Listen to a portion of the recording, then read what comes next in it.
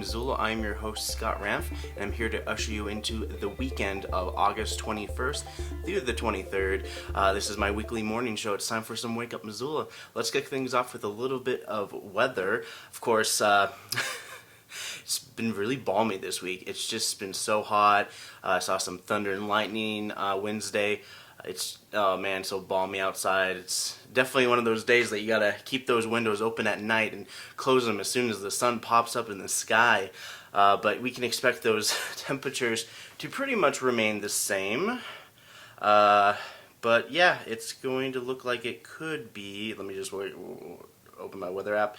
Yeah, it looks like it's going to start dipping back into the 80s starting Saturday. It might jump up a little bit, but pretty much we're going to start being some normalization starting Monday of next week. So weather's going to be in the 80s average. You know, nothing to turn your nose up at. But the city county brought in experts of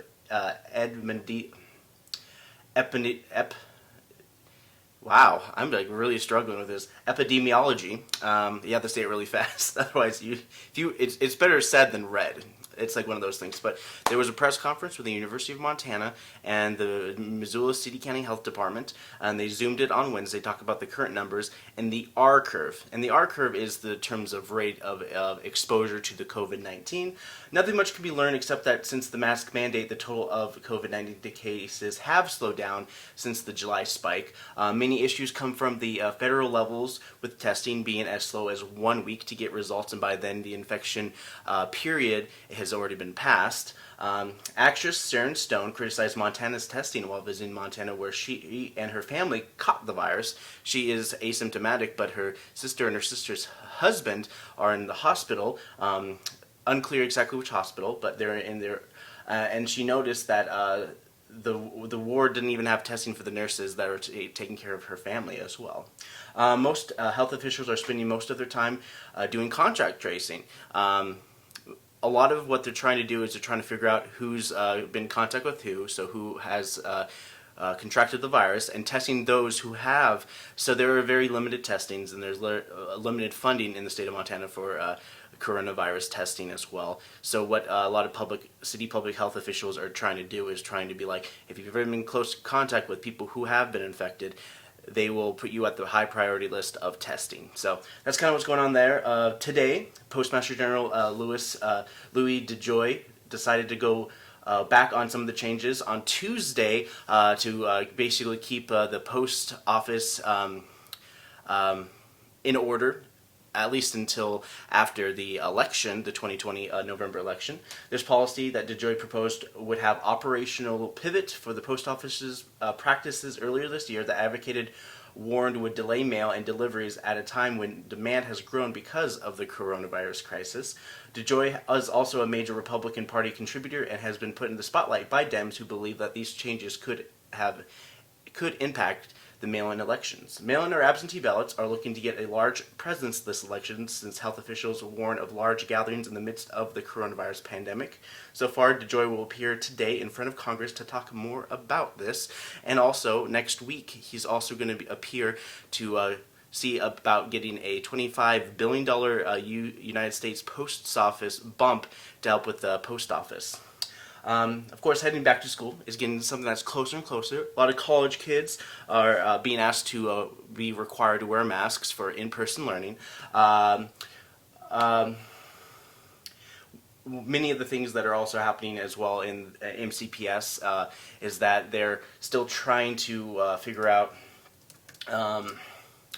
how they're going to go back to school, encouraging online academy. And by going onto their page, mcpsmt.org, they have the most up-to-date coronavirus, and this is from August 13th. The MCS Board of Trustees voted to approve a superintendent's recommendation reopening plan, which will open in Phase 1 hybrid model with exceptions of Sealy Swan High School, which will open in Phase 2 modified schedule. And most of this has to do with block scheduling, social distancing, lowering the traffic between classes, and a lot of classrooms are considering, instead of the kids moving to the teacher, they're having a single teacher move to each classroom to teach their subject. If there is a change in subject, it's a lot easier for kids who are of the younger variety to be able to remain in their classroom while their teacher basically teaches all the R's of education. I'm sorry, I'm being a little tongue-in-cheeky in that. But one of the other things that are happening in Missoula as well, that homeless encampments are something that is existent in the city of Missoula, but also outside Reserve Street. So just off of Reserve Street, if you've seen a couple of those encampments, if you look towards the west, you see a bunch of encampments right there. And from what I've seen in the news story is that the city is kind of like being hands off when it comes to this because it's not within the city limits. It's really close to city limits, but a lot of times the police officers with additional training are working to work with the homelessness within the city limits. So that's something that's kind of concerning in that regard, but this does not include folks living in and out of the Poverello Center and various other parts of residences. Police officials say that with 2 officers, they'll be able to provide more services to others rather than just one does now. So far they have 1. They want to, with this increased budget, of course, which we'll be talking a little bit more for my city council report, the city's increased budget and also the business improvement district is looking to push a little bit more so they can have more of a downtown officer to work with a lot of the homeless folks in town as well. United Way of Missoula is working with various organizations which include Project Homeless Connect, Salvation Army. Actually, it's not Project Homeless Connect anymore. It's also referred to as Project Community Connect, Salvation Army for their winter shelter, and of course the Poverello Center, who is at the forefront of working with people. And right now, there are issues with keeping with social distancing, but also a certain amount of residencies. And social distancing has restricted the amount of residents to 98 at the POV. And of course, I keep on saying of course, but during the winter, the Salvation Army was also highly impacted with more people, and also the Poverello Center were also managing people at the Salvation Army and at the main facility, over 200-300 people they were working with at that time. Of course, the last thing I did want to talk about, of course, coronavirus is this one thing that's really thick in the news right now, and the transition from schools and everything like that. So I want to talk a little bit more about masks and how about the effectiveness. UC Berkeley released a report saying that which masks are more effective than others. I read this article and I was very, very disappointed because I was wearing what was called the gaiters, and they're kind of like those neck guards where they cover up your neck. They're easy, you just throw them over your neck, you push them up, and they cover your face. And I didn't know, but apparently, since this the silk or the polyester is so thin, it doesn't. Not only does it not work in preventing the spread of coronavirus, but also it can retain some water droplets on the fabric itself, making it even more susceptible to getting the coronavirus. And this is a study by UC Berkeley, and I'm like, whoa, this is a pretty big deal. But so far, medical surgical masks are the best. N95s are what they're called for the best masks, but they are asking folks to get more cloth masks, more commercial-like masks. It does help prevent the spread of water droplets, which contain the coronavirus. And they want to make sure that N95s, surgical masks, and all that stuff are provided for your health officials to work with people who are contracting and spreading COVID as well. So, of course, I'm not wearing my neck guard anymore. I bought more of a polyester, thicker mask as well. So, but just like an update, there's still kind of requiring masks inside businesses. So if you're going to a business, government building, basically at a social or gathering event outside, even with 50 or more people, you are required to wear a mask, state law, and this is for anyone 5 and over. So that's kind of what's happening in the news today. I'm going to throw it to some new programs that are airing on MCAT. It is the Missoula City Band's grand opening. So Afghanistan and other places in Guantanamo is the theory of the Bush administration at the time is they considered Guantanamo to be the legal equivalent of outer space. Those were their words. They said, well, Guantanamo, it really isn't controlled by the Cubans, so Cuban law doesn't control. But it really isn't exactly controlled by us because we recognize Cuban sovereignty, so U.S. laws shouldn't apply there. So let's just take all these people and put them there. We don't want them in the U.S. We don't want U.S. courts to be able to rule on these cases. That was their theory.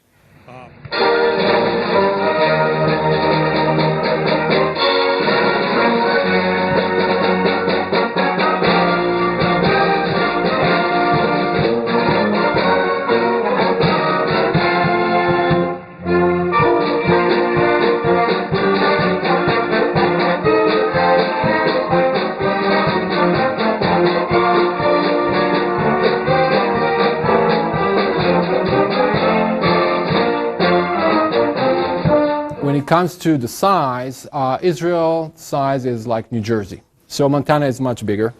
And that's an advantage. Why? Because not only that we're small, but we live in a tough neighborhood. So a lot of our resources we have to put as a country into defense. And Montana as a state, I think, can maybe enjoy the fact that you have a little better neighbors than we do. But that's to give you a perspective of the size of Israel. But Burke described a different kind of subjectivity. He explained the sublime as physiological and emotional, a kind of tightening of the body's fibers that woke people up from their normal gloomy reverie through feelings of awe and terror. Have any of you guys had that feeling? Maybe Snowball earlier today. Dean Potter could relate to this, I think. So, seeking out the vast, loud, and magnificent, Burke argued, in art, but better yet in nature, altered one's mind and one's body. So this physical, embodied, kinesthetic sublime transcends boundaries of time and space, but it also, I think, suggests new ways of understanding mountains' historical and geographical fragmentation.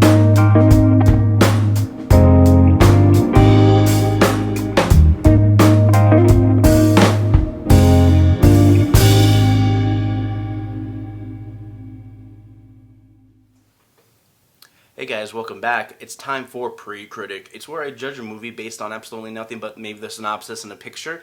So from what I glean from this movie, Unhinged, or as I remember it was called Road Rage, and it's with Russell Crowe, who is just an angry guy who basically tortures this one woman who inconvenienced him slightly. So this is kind of revenge porn for people who have been inconvenienced slightly in traffic, and it's basically that kind of movie. So it's LA Traffic, but it has Rachel, a single mother that you can root for, trying to keep it all together, only to have to deal with this unhinged man, hence the name Unhinged, who will stop at nothing to get revenge on being slightly inconvenienced because of her bad judgment in driving. Maybe she was taking a phone call from her school that her kid got into a fight, and she's like, oh no, I'm so distraught. It was like, beep, beep.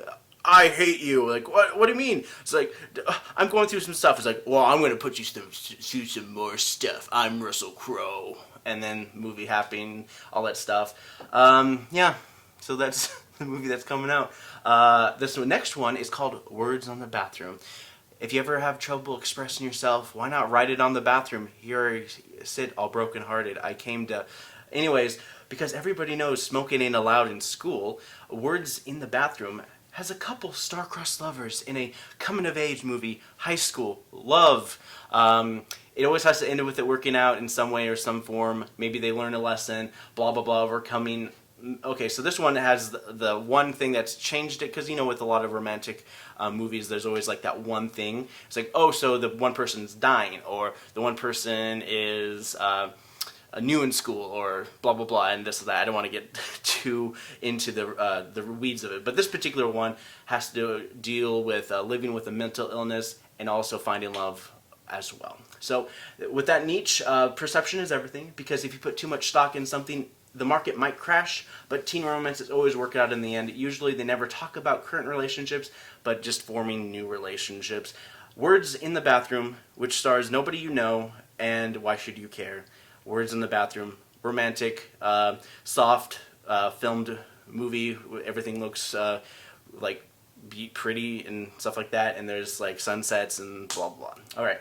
Up next, we got a video game that's coming out this week. It's called Samurai Jack Battle Through Time. So if you're an old fan of Samurai Jack, which honestly, like, I was a kid when it came out, so it's a very hard sell for a lot of new generations. But if you like basically a cartoon, which is turned on horde mode throughout the whole entire series, you're going to like a game that's basically the same thing, where you're basically slashing and beating up a lot of robots that are not they don't have blood, so therefore it's going to be like rated T for teen.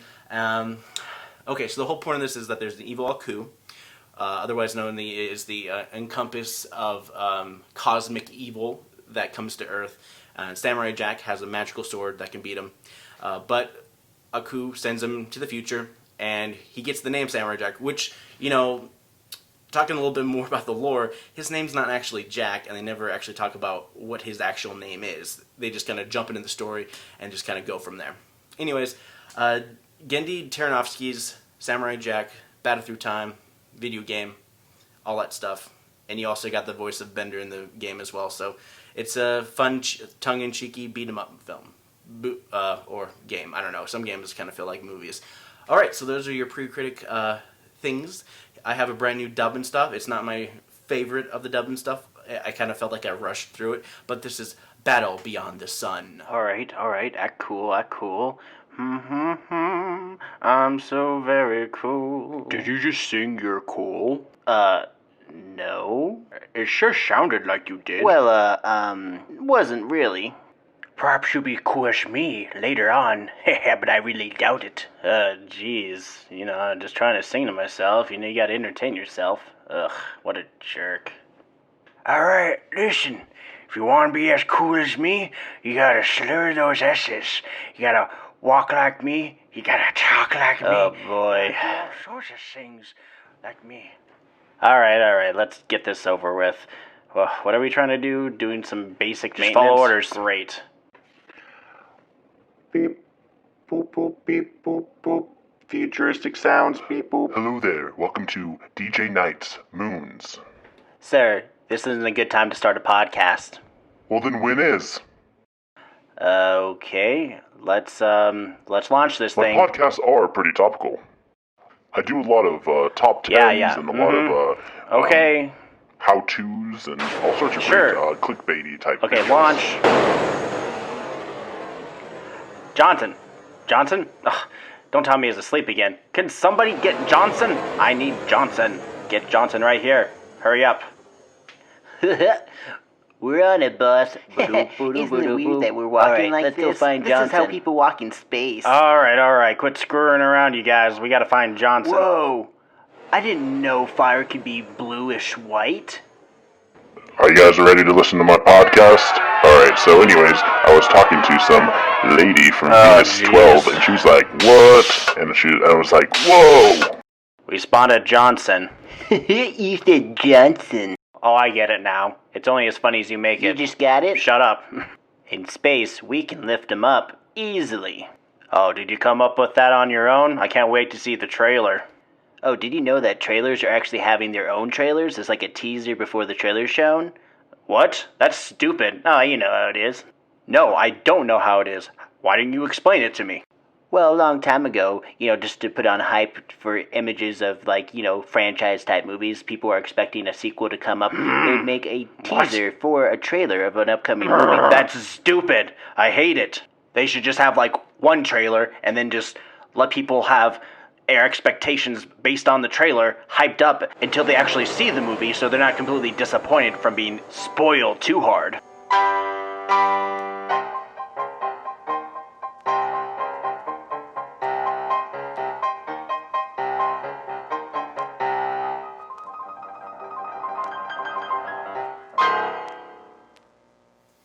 Hey guys, welcome back. Let's talk about some City Council. City Council is brand new. We had a brand new meeting this Monday, and a lot of things, what's happening is that a lot of public comments have been highlighting systemic racism within our police department, or not highlighting what actually may or may not be happening within the city of Missoula.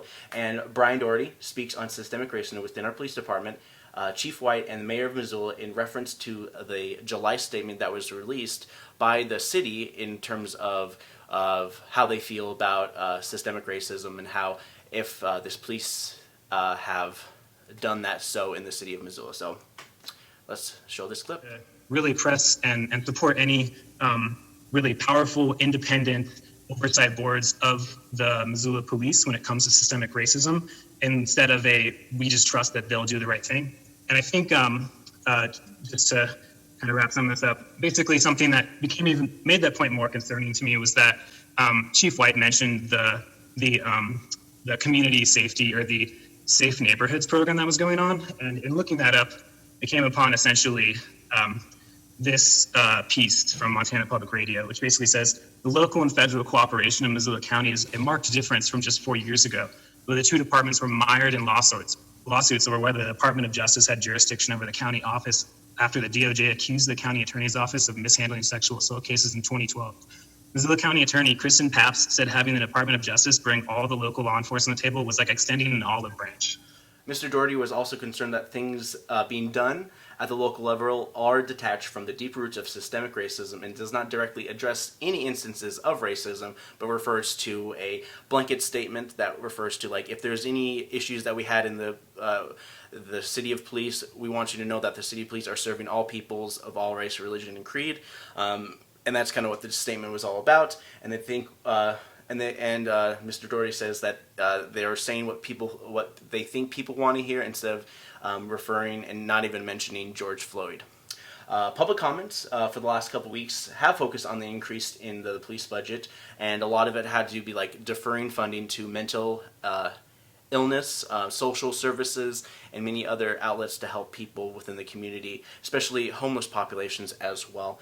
Most of the fund to the $19 million proposal had to do with the increase in wages, which was discussed months ago in a collective bargaining agreement with the City of Missoula and the city's police department. Laurel Hess talks about racism isn't only them or not in our town issue, but in the justice system as a whole. So this is Laurel Hess. Folks who are incarcerated pre-trial or serving sentences, not people who are there waiting to be placed in like the mask facility or they're on federal holds. 17.2% of those people identified as Native American, compared to 4.3% of the population in our county. And recently, that has increased to closer to 23.5%. And that is despite my office. I work for what used to be called the Criminal Justice Coordinating Council, but has received money to specifically address ethnic and racial disparities in our local criminal justice system. And so I would encourage you to remember those numbers, remember that there are people behind statistics, and take that into account. Those are pretty alarming numbers, especially as we look at everything that's going on with COVID as well. This next clip I'm going to show you is Linnell Canasilva, a social worker student who's seen firsthand how police deal with homeless folks. I personally work, I'm a barista, and I work, I don't want to say the place where I residency, but I'm a barista, and I have had police officers come in to talk to me and be like, I have to kick this person out, and I have no idea what to do. I feel awful. I am not trained to do this. A police officer who was even admitted, I am not trained to do this. All I can do is kick them out into the cold in the winter. And I think that fully encompasses the issue.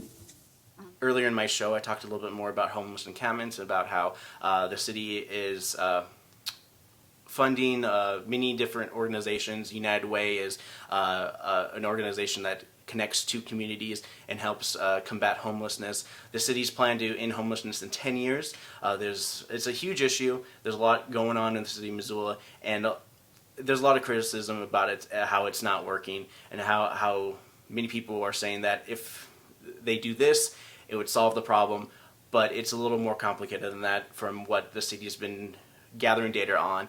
Even from personal hand, anecdotal experience from myself is that I've met one particular homeless guy. I'm not going to mention him by name. Is that I've asked him, is like, have you tried going to the POV? Have you tried doing this and this? And then he has a very strong distrust for the POV and many of that organizational stuff.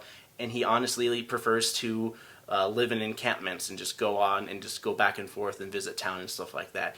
It's his preference, and a lot of times they can't force people into homes. And that's just something I wanted to kind of mention as we're going deeper into this. And I wanted to kind of end it on that idea that homelessness is an issue, but is it an issue for the homeless folk, or is it an issue for us seeing the homeless folks? All right, so the bigger news is that the city wants to move. City Hall, City Council chambers, everything the city wants to do is want to centralize in one location, and they were looking into the federal post office in the downtown Missoula area.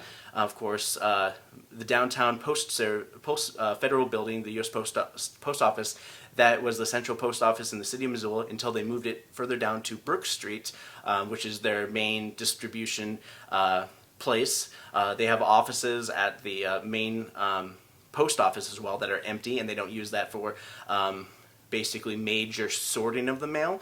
But what they're doing is that the city of Missoula wants to move that building, and they got approved federally to be able to get into that building as well moving forward. But they want to move there, and that's kind of like the big news within the city, but they didn't really talk too much about it as they were talking more about the budget. And if you go to the website, this is a big budget. This is the fiscal year 2021 budget, and they want to make sure that people see and know exactly where they're coming from. And if you go to ci.missoula.mt.us, scroll down a little bit, the link where you guys can click onto, and you can follow the budget as it moves forward. But most of all, they're going to continue talking about this budget well until the late August and work with final approval later on. But anyways, Amber Sherrill with the City of Missoula talks about taxes in regards to the budget. During my campaign, I talked about that a lot, but one of the things you can do if you're looking at your tax bill as it comes this year is put last year's and this year's beside each other, look at the different taxing jurisdictions, and then you'll be able to kind of track what each one has done. So I think that is really important to point out that we are only 29% of the tax bill. Amber Sherrill mentions that a good percentage of taxes go into city services and things with that, but a lot of the taxes that we're paying here in the city of Missoula have to do with the Fort Missoula Regional Park bond. Also, another big one was the MCPS bond that passed a couple of years ago, $158 million bond. Half of it was city, and the whole thing was the county. There were actually the high schools were the county, and within the city was just the middle schools. And I mean, like the K through 8. Let me rephrase that. So there were a big push for a lot of updates and technology within MCPS, and with the money that passed, the county only voted on the high school bond, while the city voted on county and the K through 8. So if you live in the city, you're paying both the K through 8 and the 9 through 12, while just the county outside the city limits are paying for the county MCPS, which I think totals around $62 million.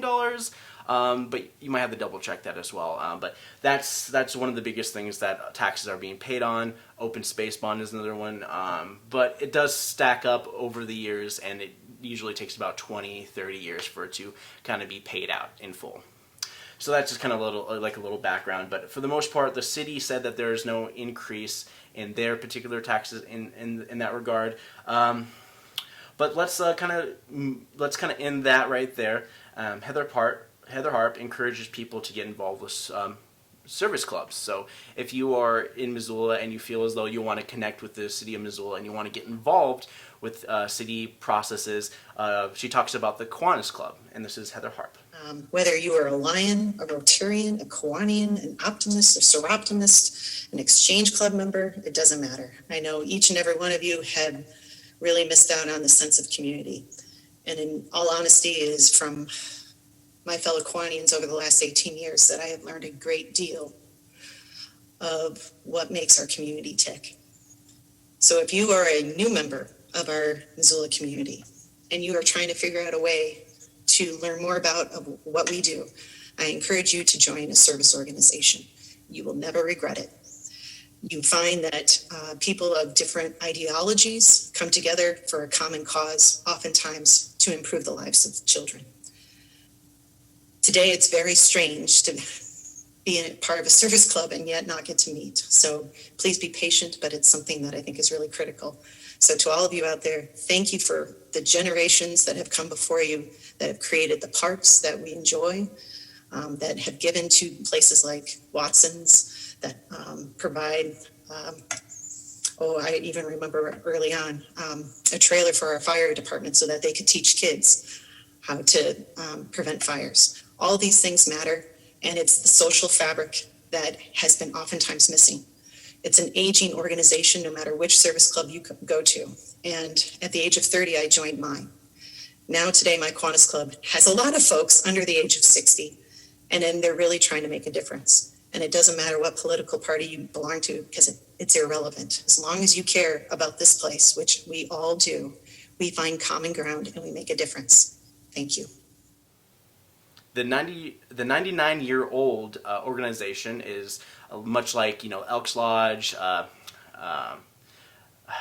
League of Women Voters in Missoula. All those organizations are really old. Kiwanis, Missoula Kiwanis Club. You can go to MissoulaKiwanis.com and you can find out more information about how you can get involved with it. They also provide grants for organizations that have helped the community over the years as well, up to $20,000. So you guys can look into that as well. But that's pretty much it for my city council. Like I said, if you want to learn more information about City of Missoula, go to ci.missoula.mt.us.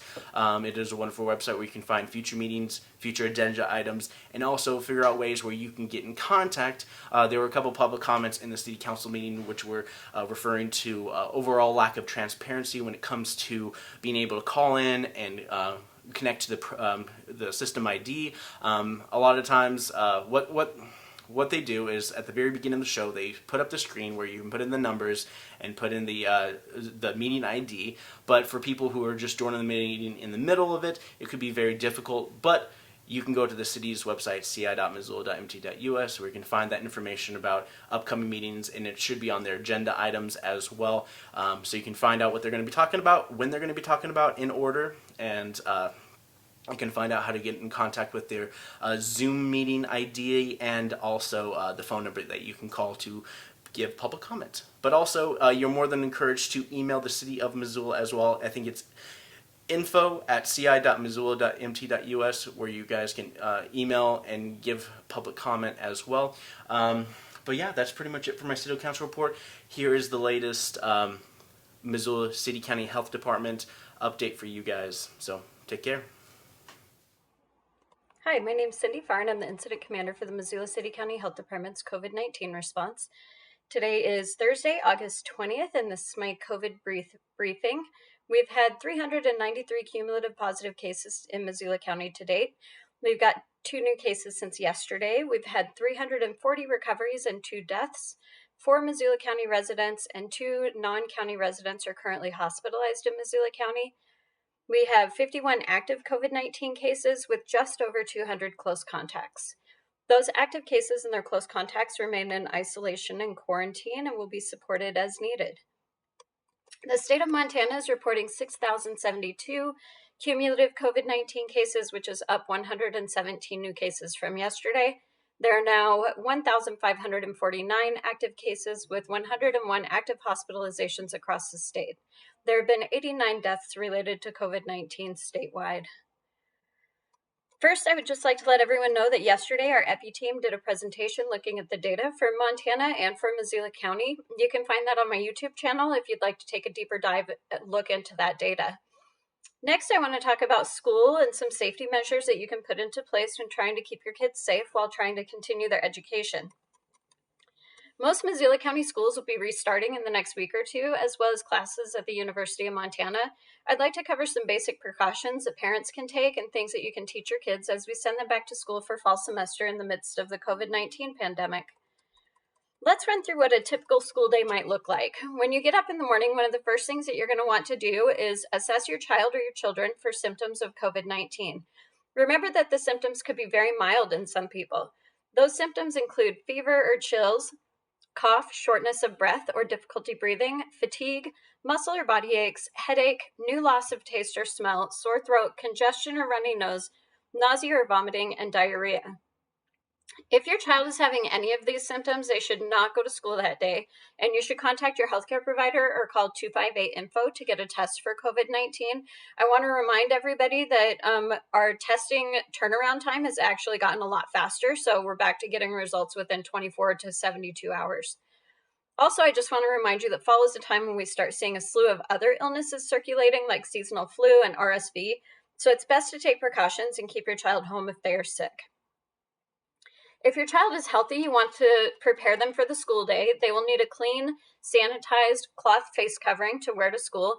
There's some pretty fun and cute mask designs out there for all sizes and ages of kids. My little guy prefers his Paw Patrol mask. Masks should be laundered daily, so it's a good idea to have several on hand that can get thrown in with your regular wash. You can also hand wash your cloth face covering and hang it to dry. Any regular laundry detergent or soap is fine for washing those cloth face coverings. The face covering should be the right size so that it fits snugly over the nose and under the chin. Just a reminder that the face covering is not intended to protect you as the wearer from COVID-19, but is actually to protect others from your germs in case you are asymptomatic or pre-symptomatic. Be sure to remind your little ones not to mess with the mask once they put it on. Next, you'll want to remind your kiddos about hand washing. It's always a good idea to revisit with them that they should wash with soap and water for at least 20 seconds. If you Google hand washing songs, there's some really great age-appropriate songs ranging from the ABCs and a happy birthday song to songs like Jolene by Dolly Parton or Staying Alive by the Bee Gees. You want to make sure that your child knows that they should wash their hands frequently throughout the day while they're at school and always before eating and after using the restroom and after recess. So as you send your little ones out the door to school, remind them to follow the extra measures that the school has put into place and to try to maintain social distancing as much as possible. Also encourage your child not to share their school items, such as pencils or other supplies, with their classmates. When your child comes home after school or childcare, you will want to make sure that they wash their hands when they first come in the door. It's also a good idea to have them remove their shoes at the door and, if possible, to change out of their school clothes.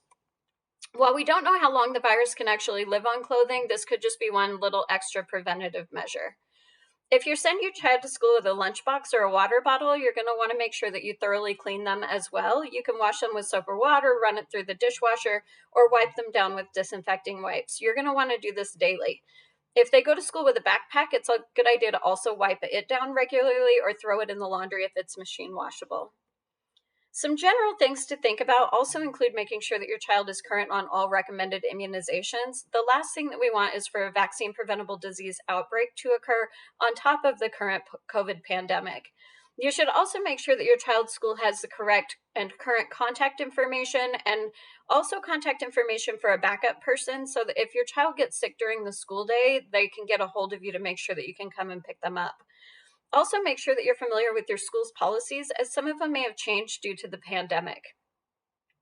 I know that this is a somewhat scary time for parents, students, and school staff, so I hope these tips are helpful in preparing your child for school this fall. We will definitely continue talking through this as we move further into the school year. So that's it for my daily briefing today. As always, you can subscribe to me on YouTube under my name, Cindy Farr. That's CindyFarr. Click that little notification bell so you get notified whenever additional videos are uploaded. You can follow us on Facebook at the Missoula City County Health Department's Facebook page. And you can call 258-INFO if you'd like to schedule a test through our drive-through testing location on Flynn Lane, or if you just have general questions about COVID-19. And you can check out our website at missoula.co/cvirus. I will not be posting a daily briefing tomorrow, but I will talk to you all again on Monday. Until then, everybody stay healthy. So events, something that I haven't really been talking about during this pandemic, but what I used to do on my morning show is I used to talk about all the events that you guys can go to and check out and stuff like that. But they are also still doing a bunch of camps for a bunch of kids. So, YMCA, Boys and Girls Club, Spectrum Discovery, they're doing their camps at the university. So your kids can still get involved with camps. A lot of these organizations are ongoing as well. Boys and Girls Club has basically been kind of doing a lot of child care / activities for a lot of kids. Earlier, even into the pandemic, they were one of the first ones in Missoula to kind of encourage that and figure out ways to still keep up with social distancing, working with the City County Health Department and that moving forward. There's a bunch of other things happening today as well. If you guys are looking to do some stuff, they're doing online comedy camp for kids. This is a virtual event with Missoula camps as well, so I think this is pretty funny. And you can register online. Go to MissoulaEvents.net to find this events and more. Let's see. There's a bunch of Zoom classes as well, so if you guys can get in contact, or you can get the links and register on the MissoulaEvents.net website. What else?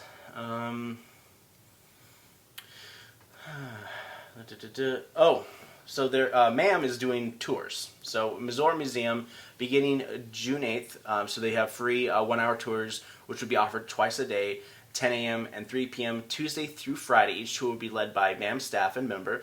In order to decrease contact between groups, the tour group will be limited to 9 people.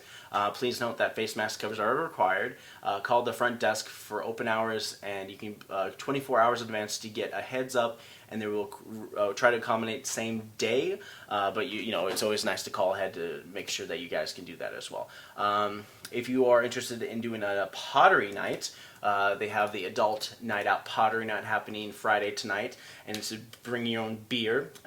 So take advantage of a couple hours of adult time starting at 5 p.m. Co-workers, with spouse, family, friends, co-workers in the evening of painting, pottery, glass fusion, and do-yourself canvases. And this is Hearts of Fire Pottery. That's located at 2426 West Central Avenue, Missoula, Montana. All right. Painting with a Twist also does a paint and sip, so you have some wine and you do some painting. And that's kind of what wraps up a lot of that stuff. There's not many concerts that are going on here, but there are a lot of classes and a lot of kind of activities as well. But let's see. Yeah. Color My Ride Obstacle Challenge Weekend. So if you're interested in going to the Big Sky Horse Park, they're doing a CMRs the same weekend, blah, blah, blah, blah, blah, each of the standalone courses, obstacle course. Yeah, it's very unclear if you don't know what CMR is. Yeah. But anyways, as always, Saturdays are still doing the markets. They've been doing it really effectively. The River Street Market, they require you to wear your mask. You go in an order. Everyone must go one way direction.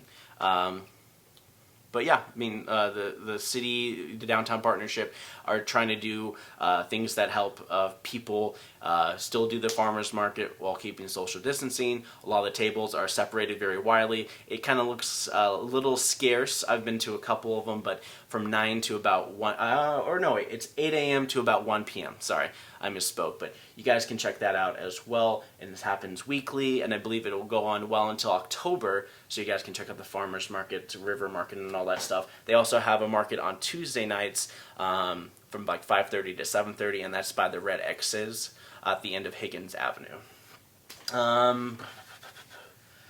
What else is there?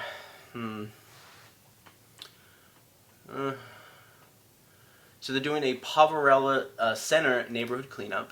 Part of this is that join the Poverello Center and friends for neighborhood cleanup on Saturday, August 22nd from 10 a.m. to 1 p.m. They'll take pride in their neighborhood and need help from volunteers to clean up around surrounding business parks and residential areas. So that's going to happen from 10 a.m. to 1 p.m. tomorrow on Saturday.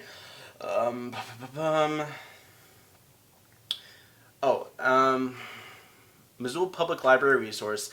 The library is slowly getting there where there's a lot going behind the scenes at Missoula Public Library, and they're here to bring you as much library-proof content online programming as they can right now. And the way to get in contact with them is go to MissoulaPublicLibrary.org to get online and have some of those online resources. They have some kids online events, Miss Tiny Tales and Story Time. They do a live on Facebook or listen to a librarian read their story on YouTube for kids who want to help kids with reading and get involved with books. They're still doing a lot of their online shows and stuff like that. Also, Saturday night, MCAT's going to be live streaming a concert from the ZAC. So there's a couple live streaming things that are happening as well. They're doing a live stream with the Trail starting at 7 p.m. It's called the DJ Alania Radio Show. Let's see, Social Distancing Mass FM. That's going to be happening with the social distancing sessions at the Zootown Arts Community Center, which we'll be doing a lot of every Saturday at 7:30 p.m. And you can watch it online, YouTube, Facebook, all that stuff from the ZAC. Let's see. I think that's pretty much. There's the current Aquatic Center open. Yeah, there's just a lot of other stuff. I guess the one thing that's a Bike to Barns tour. That's the one thing that I'm noticing here for happening today and this weekend as well. And this is between August 15th and September 30th. Explore local farms and flavors on a 15-mile bike tour through Missoula Orchard Homes and Target Range neighborhoods. Packages include bike route map, special farm stand offers, goodies, bingo challenge game, and a local food meal voucher. You can register on their website. Let's see. It's called MissoulaCFAC.org. MissoulaCFAC.org, and you can register for the Bike to Barns. So that's kind of what's happening with that. But yeah, there's everything's kind of fluid right now, as a lot of people from the City County Health Department in terms of what's going on with Corona. But just keep strong, folks. I'm gonna sign off, and for Wake Up Missoula, I'm Scott Raff. Hope you guys have a wonderful weekend.